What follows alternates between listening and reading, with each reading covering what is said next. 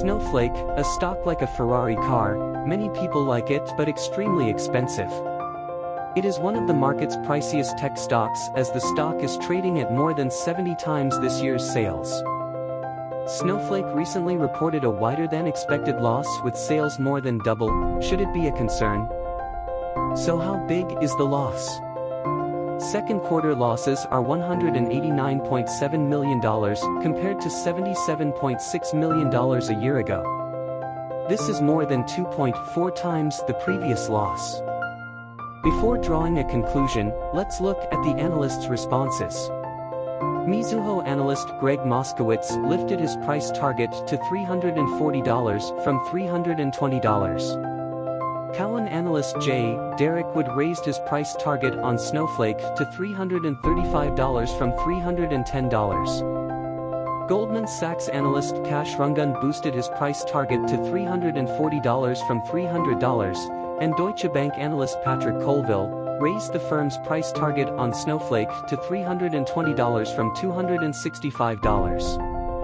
So why are all these analysts so bullish about Snowflake even though the losses widened in its recent Q2 earnings report? Is it the growth momentum? Snowflake's Q2 fiscal 2022 revenue grew by 104% year-on-year. As such, analysts are seeing Snowflake continue to show incredible growth momentum. When we studied Snowflake's Q2 2022 profit and loss, we noticed that the losses are mainly caused by the increase in sales and marketing expenses as well as research and development costs.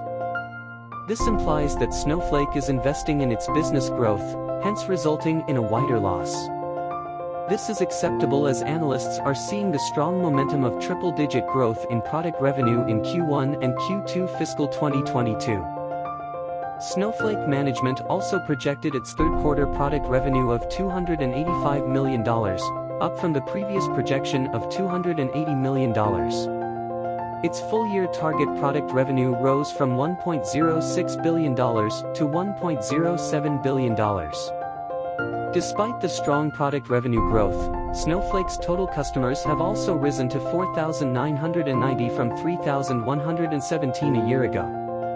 Triple-digit growth in revenue and customers are impressive. In terms of net revenue retention rate, it was 169% in fiscal 2020 and 168% in fiscal 2021. The Snowflake management expects that the trend to continue through 2022. If a company could grow its customer and at the same time achieve a high customer retention rate, the company has incredible potential to grow. In the Q2 2022 earnings call, Snowflake also reported that the high-value customer base more than doubled year-over-year.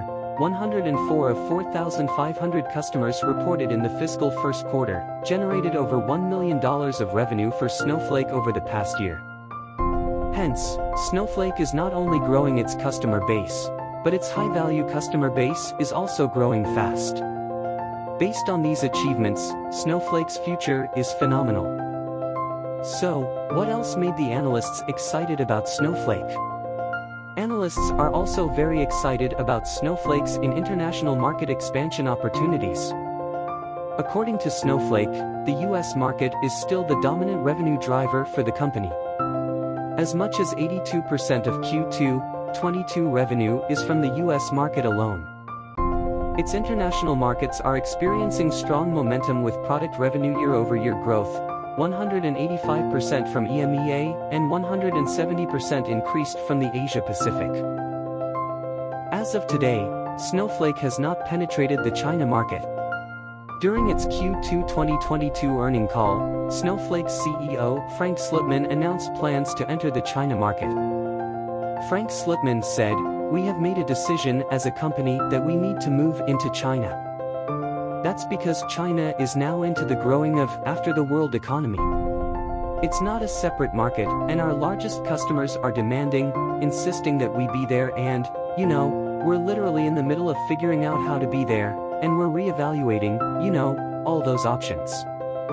Whether we are in one flavor of a cloud or another, in our defense, a whole lot of what type of a dynamic we're anticipating. We've learned a whole bunch from being with Amazon, being with Microsoft, and being with Google, and we're certainly going to take those learnings into that market as well. China's public cloud infrastructure market still has plenty of room for growth. The market size grew over 50% year-over-year in 2020 to reach $14.8 billion. According to the prediction of CICT, by 2023, the size of China's cloud computing market will reach $56 billion, a compound growth rate from 2019 to 2023 will be as high as 29.5%. With reference to IDC's forecast, China's cloud market would reach $65.95 billion by 2024, which represents a 35.8% CAGR over the next 3 years. As such, it is a huge market for Snowflake. Some investors may worry that the recent regulatory crackdown from tech companies to education sectors could affect Snowflake's plan to expand into China's market. However, we believe that Snowflake has a small advantage on this because Snowflake can carefully study the new rules and manage the data regulations requirements before investing in the China market. Of course, there would still be risks, but I believe the management team will be able to calculate the risks and measure the benefits that outweigh the risks before making any further decision. If Snowflake could manage to get into the China market, it is definitely something to watch. Snowflake's platform is highly scalable, hence it is possible for the company to enter the US government segment.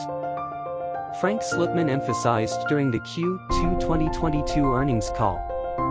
We are now getting close to approaching the requirements for broadly being able to contest federal business. He is expecting the US government to contribute 15% to its total product revenue.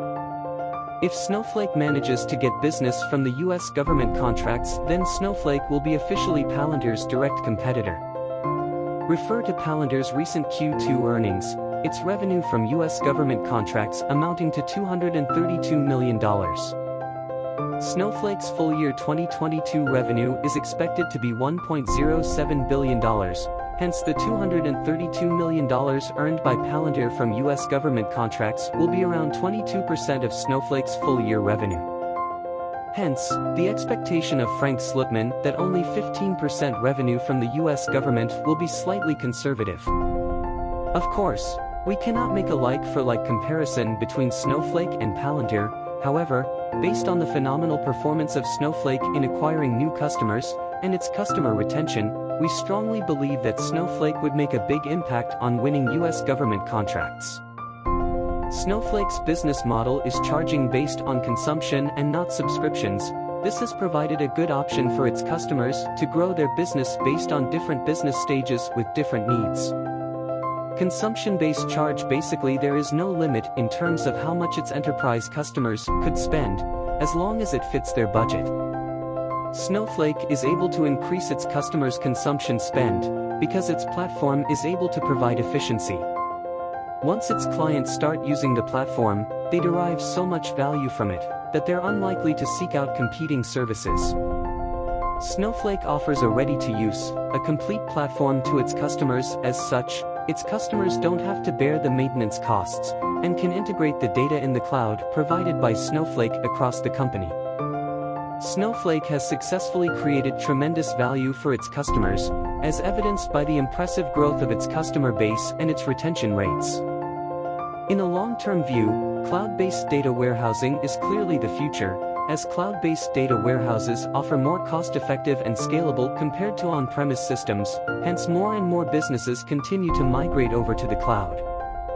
Many analysts are bullish about Snowflake, because Snowflake's technology is the leader in this space. The addressable market is targeted to be $90 billion, and Snowflake's management team is targeting $10 billion in annual product revenue by fiscal 2029. This is translated to a compounded annual growth rate of about 35% over the next 7 years. Hedge fund managers and analysts love high-growth, high-potential stocks.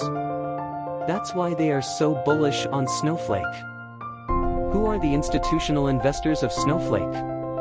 In the top 10 list, Warren Buffett's Berkshire Hathaway owns 2.07% stake in Snowflake, approximately $1.6 billion in value.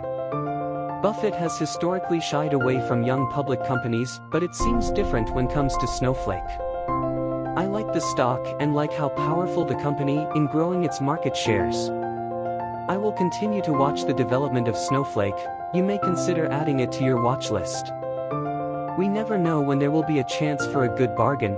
That would be the time to load some to your portfolio. We will stop here today. Thanks for watching, and hope you enjoy the video. For those who have liked this video and my previous videos, thank you very much. For those already subscribed to the channel, a big thank you to you. Those who prefer not to like any video nor subscribe to any channel, thanks for clicking. I am Max from Market Pulse Studio. Have a nice day.